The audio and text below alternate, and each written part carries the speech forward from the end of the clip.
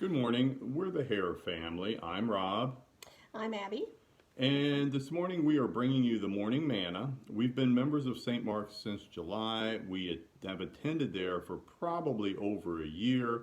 And we have many friends that go to church at St. Mark's, and we truly love it there.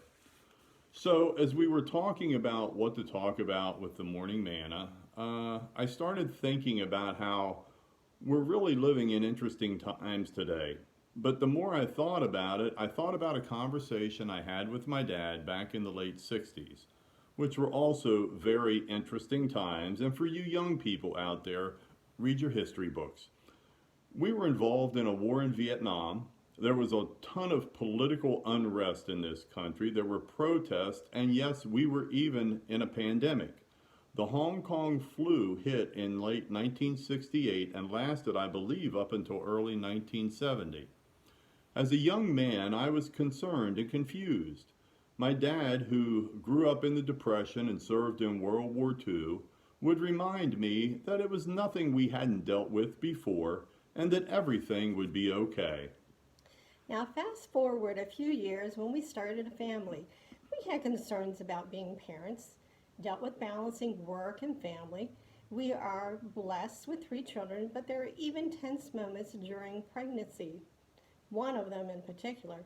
And then during one of my pregnancies, Rob was traveling and working out of town, and that was very close to my due date. So I was worried about whether or not he would be getting home when the baby was coming. And now, as grandparents, we are blessed with four grandchildren. So, in addition to our other concerns, we worry about them also. What will the future bring? Will they do well in school? What will the world be like when they get older? Think back to what Rob's dad said. It will be okay. The more I think about that, I believe my dad said that because of his faith. He had lived through so much by the time of the 60s that he understood our concerns. As I mentioned, he grew up during the Depression. He served in World War II. But he always knew God was in control and everything would be okay. Last year, I read Anxious for Nothing by Max Lucado, and in it, he gives a plan for dealing with things that bother you. He uses the acronym CALM, C-A-L-M. C is celebrate God's goodness. Turn from your concerns and celebrate God's goodness on a daily basis. A, ask God for help. Philippians 4:6. Let your request be made known to God. L, leave your concerns with God and then don't pick them back up again. And M, meditate on the good things. And as Max says, don't let anxious, negative thoughts take over your mind. You cannot control the circumstances, but you can always control what you think of them. Now I'm going to bring to you Philippians 4 through 8. Rejoice in the Lord always. Again, I will say, rejoice. Let your gentle spirits be known to all men. The Lord is near. Be anxious for nothing, but in everything by prayer and supplication with thanksgiving, let your requests be known to God. And the peace of God, which surpasses all comprehensions, will guard your hearts and your mind in Christ Jesus.